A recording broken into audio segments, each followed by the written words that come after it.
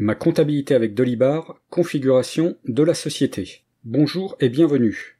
Dans cet enregistrement, je vais vous montrer comment configurer la société avec Dolibar, donc c'est la première vidéo de la série. Si vous me découvrez, je vous rappelle que je fais des vidéos et des guides sur Dolibar et la comptabilité.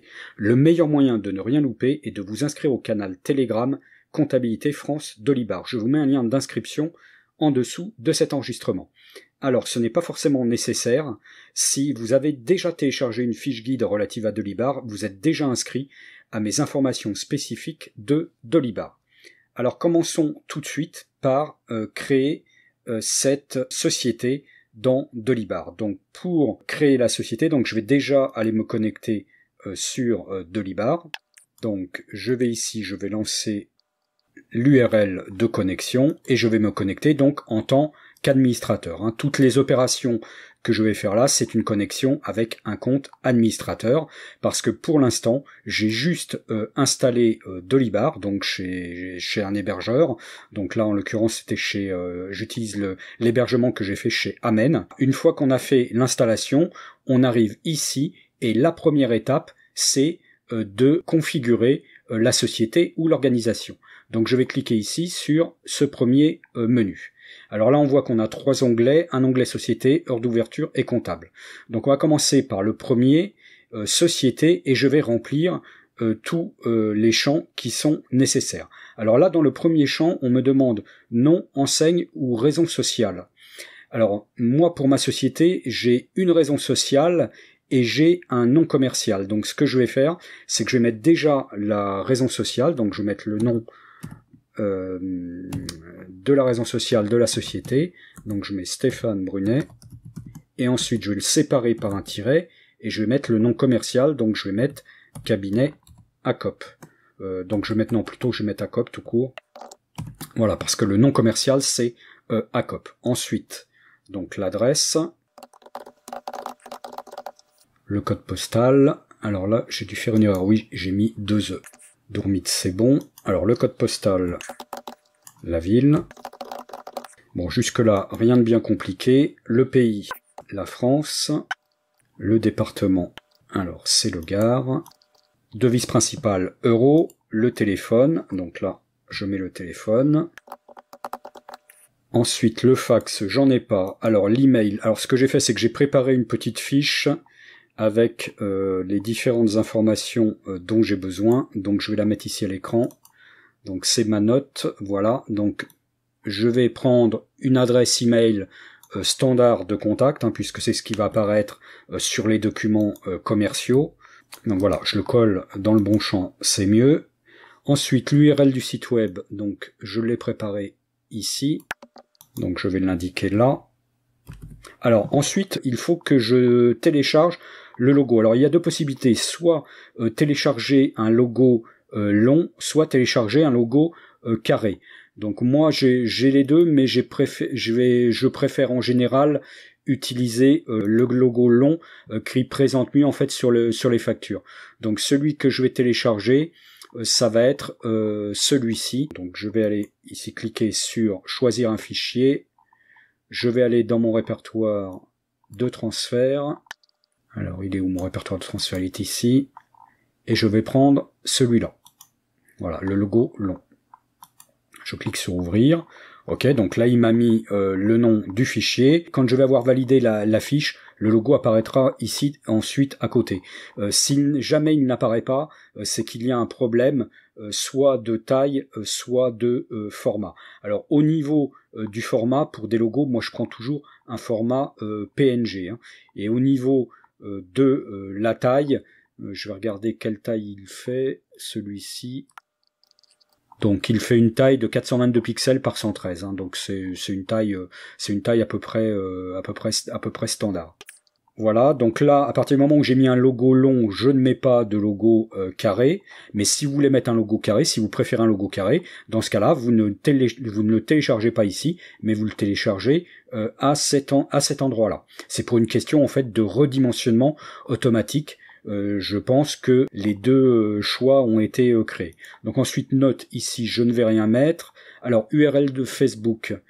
J'ai préparé donc l'adresse de ma page Facebook, donc que je vais copier ici. Alors j'utilise un raccourcisseur d'URL pour raccourcir en fait toutes mes URL, donc c'est pour ça que ça n'a pas la forme standard de URL, c'est plus court et ça me permet éventuellement de changer les adresses ou de modifier les adresses sans avoir à modifier les liens quand j'ai posé les liens quelque part, donc c'est pour ça aussi que j'utilise un raccourcisseur d'URL. Et ça me permet aussi d'avoir des statistiques sur les clics, sur l'origine des visiteurs, etc., etc. Donc là, j'ai l'URL Facebook, Twitter, j'en ai pas, LinkedIn non plus, Instagram, alors YouTube. Donc je vais mettre ici maintenant le lien de la chaîne YouTube. Donc je fais CTRL-C, CTRL-V, donc je colle, OK. Alors ensuite, il faut indiquer un certain nombre de renseignements complémentaires. Donc le nom du président, donc c'est moi, donc je vais mettre Stéphane Brunet. Ensuite, le responsable DPO contact RGPD, c'est moi également. Donc on a possibilité, vous voyez justement ici, de séparer bien les deux rôles. Le capital donc de ma SAS, c'est 100 €. Ensuite, type d'entité légale. Alors c'est une SASU, donc je vais aller rechercher ici dans la liste les SASU. Donc ça doit être classé à société par action simplifiée unipersonnelle. Donc voilà, c'est ici. Ensuite, identifiant professionnel, donc il va falloir indiquer ici un certain nombre d'identifiants professionnels. Donc le premier, c'est le sirène. Alors comme je m'en souviens jamais, en fait je vais sur entreprise.data.gouv.fr. Donc ça c'est la base de données, publique de l'État. Donc là je vais trouver toutes les informations nécessaires. Donc je vais mettre mon nom. Donc Stéphane Brunet, je valide. Alors il faut que je me trouve dans la liste. Voilà, c'est ici Stéphane Brunet à Méjeanne-le-Clap, donc je clique ici dessus. Et le sirène, je l'ai ici. Donc je vais aller copier ça. Donc je fais CTRL-C, CTRL-V. Alors par contre, je vais ici aller supprimer les espaces pour pas qu'il y ait d'espace intempestif. Alors le sirette, c'est la même chose, mais avec 3 0 et 15 derrière. Donc je vais rajouter 0, 0, 0, 15. Je vais quand même aller vérifier. Voilà, donc c'est bien ça, c'est bien 0, 0, 15. Ensuite, qu'est-ce qu'il me demande? Le code NAF APE. Donc le code NAF APE, il est sur la fiche qu'il y a là. C'est 7022Z. Donc là, je vais aller le coller et puis je vais aller supprimer le point qu'il y a entre les deux. CTRL-V, voilà. Je supprime le point entre les deux. Et ensuite, il me demande RCS-RM. Donc, je ne suis pas immatriculé au RM, donc au répertoire des métiers. Par contre, je suis immatriculé, la SAS est immatriculée au RCS de Nîmes. Donc ici, je vais ajouter la ville Nîmes. Ensuite, numéro de TVA, pareil, mon numéro de TVA, il est sur cette petite fiche-là. Donc c'est le sirène, puis devant, il y a 23. Donc ce que je vais faire, c'est que pour éviter d'avoir à supprimer les espaces, je vais copier ici le sirène et je vais rajouter devant FR23. CTRL-V, OK. Alors ensuite, objet de la société. Alors là, c'est pareil, je vais pas trop me tracasser, je vais recopier en fait ce qu'il y a dans la fiche d'immatriculation au RNCS. Donc je vais consulter la fiche et donc là, vous voyez, au niveau de l'activité, donc c'est un résumé, en fait, l'activité que j'ai inscrit dans le formulaire M0 de création de la société, c'est un résumé, en fait, de l'objet social. Donc je vais copier ensuite cela dans la rubrique objet social. Alors je pourrais reprendre aussi les statuts et puis coller l'objet complet, mais ça serait beaucoup plus long et ça n'apporterait pas forcément grand chose. D'ailleurs là au passage je me rends compte qu'il y a une coquille, il manque une lettre. Donc voilà, je la corrige. Ensuite, l'exercice fiscal, il me demande le mois de début de l'exercice. Alors moi, je clôture au 30 juin, donc je commence mon exercice tous les ans au mois de juillet. Donc je sélectionne ici le mois de juillet. Ensuite, concernant la TVA, il me demande si je suis assujetti ou non assujetti. Comme je l'avais indiqué donc dans la vidéo de présentation donc de l'étude de cas, je suis assujetti à TVA, donc je coche ici je laisse cocher ici cette case-là. Alors après, il y a possibilité de gérer d'autres types de taxes. Donc il y a un deuxième type de taxe, il y a un troisième type, et il y a également le timbre fiscal. Bon, moi je suis pas dans une activité où il y a autre chose comme taxe que de la TVA, donc tout cela, je ne le compléterai pas. Mais vous, si dans votre activité, vous aviez un deuxième type de taxe ou le timbre fiscal, il faudrait le renseigner. Donc là maintenant, une fois que j'ai saisi tout cela, ce que je vais faire, c'est que je vais enregistrer et je vais vérifier ensuite après que tout soit bien conservé, parce que ça c'est vraiment hyper important, parce que c'est ce qui va faire l'initialisation en fait du dossier. Donc là je vais vérifier, donc là j'ai pas de champ qui manque. Donc vous voyez au niveau du logo, ce que je vous disais tout à l'heure, donc le logo ici s'affiche bien, c'est donc qu'il est bien pris en compte. Si jamais vous vouliez le changer ou s'il n'était pas bien pris en compte, il faudra ici recliquer sur choisir un fichier et resélectionner le fichier que vous voulez télécharger. Voilà, donc ensuite les URL ici sont bonnes, ici tous les champs ont bien été conservés, donc il n'y a pas de souci, et surtout ce qui est important, c'est bien assujetti à TVA si c'est votre cas. Donc voilà, ce premier onglet de configuration de la société est parfaitement rempli. Maintenant, je vais cliquer ici sur heure d'ouverture. Alors je clique ici pour vous faire voir ce qu'il y a dedans, mais moi je ne vais rien remplir dans la mesure où je n'ai pas de lieu qui accueille du public. Donc je ne fais que de la réception sur rendez-vous, et dans 99% des cas, c'est des rendez-vous à distance. Donc je n'ai pas, si vous voulez, de lieu d'accueil du public qui serait ouvert en permanence et où je devrais indiquer ici des horaires d'ouverture. Donc là, je laisse ça vierge. Mais si vous avez un lieu d'accueil du public avec des horaires d'ouverture, il faut bien ici compléter ces horaires-là. Ensuite, le dernier onglet, donc l'onglet comptable. Donc si vous avez un expert comptable, il faut ici renseigner ces différentes coordonnées. Donc moi, je n'en ai pas, puisque c'est moi qui fais tout, donc je ne vais pas ici renseigner cela. Alors voilà, donc là, la partie configuration de la société est faite. Alors par contre, un dernier point, tant qu'on est dans l'aspect logo, on a téléchargé notre logo. Ce qu'on peut faire également pour améliorer un petit peu la configuration, c'est ici, vous voyez, dans le menu de l'onglet, il y a ce qu'on appelle ici le favicon.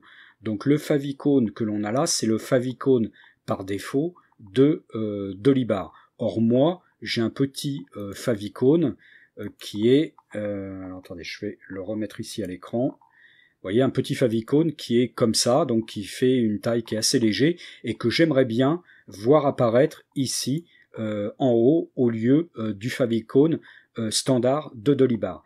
Donc pour pouvoir faire cela, il va falloir que j'aille transférer ce favicon dans un répertoire où est hébergé mon instance de Dolibar, et que j'aille indiquer l'URL de ce favicon dans les paramètres divers de Dolibar. Alors ce que je vais faire déjà, c'est que je vais aller transférer ce favicon dans un répertoire de mon hébergement. Alors pour faire ça, je vais me connecter ici. Alors je vais me connecter ici en FTP à mon hébergement chez amen.fr. Donc je vais lancer le logiciel FTP, donc je vais lancer FileZilla. Donc je lance FileZilla. Je vais me connecter ensuite avec les informations de connexion qui sont ici. Donc je vais aller copier ici l'URL de connexion. Je vais ensuite saisir ici l'identifiant et ensuite le mot de passe de connexion. Et je clique sur connexion rapide. Voilà, donc mon instance de Dolibar est ici, donc dans ce répertoire. Donc je vais aller voir où est-ce que je vais transférer. Alors non, là dans Dolibar c'est mon répertoire document, donc je ne vais pas aller mettre mon icône ici, je vais aller le mettre dans le répertoire ici qui est à disposition du public, donc où j'ai effectivement tous mes fichiers de Dolibar. Donc je vais aller je vais dans public HTML, je vais aller le mettre dans un répertoire qui s'appelle thème, donc voilà, thème, et je vais le mettre ici dans le répertoire commun. Voilà, donc je vais le mettre ici à la racine. Donc je prends ici mon favicon.ico et je vais aller le transférer là Donc je fais un clic droit dessus et je fais envoyer. Voilà, donc le fichier a été transféré, donc je vérifie bien le fichier favicon, il est bien ici, donc c'est bon. Maintenant, la seule chose qui me reste à faire, c'est d'indiquer le chemin de ce favicon dans Delibar. Donc je l'ai mis à la racine publique, donc c'est la racine à laquelle on accède avec le nom de domaine, et dans le répertoire thème et common. Donc je vais aller reporter ça maintenant dans Delibar. Donc je reviens ici sur mon instance de Delibar. Donc là, j'étais dans configuration société. Pour aller régler cela, il faut que j'aille ici dans l'onglet divers de configuration. Et je vais rajouter ici ce que l'on appelle une constante que j'ai noté précédemment ici. Donc une constante qui s'appelle main favicon URL. Donc je vais copier cette constante ici. Et en valeur, je vais lui indiquer, donc ce que j'ai noté ici, https mon domaine le chemin @favicon.ico. Donc mon nom de domaine, donc c'est https. Je vais aller chercher ensuite ici le reste, donc acop.phone, que je vais coller là. Ensuite, mon chemin, c'est ce que j'avais dans le logiciel FTP. Ici, donc c'est /theme/common. Donc je vais le copier ici, je le copie, et je vais aller le coller ici derrière le nom de domaine. CTRL V, voilà. Et ensuite, il ne me reste plus qu'à mettre le nom du fichier, donc qui est favicon.ico.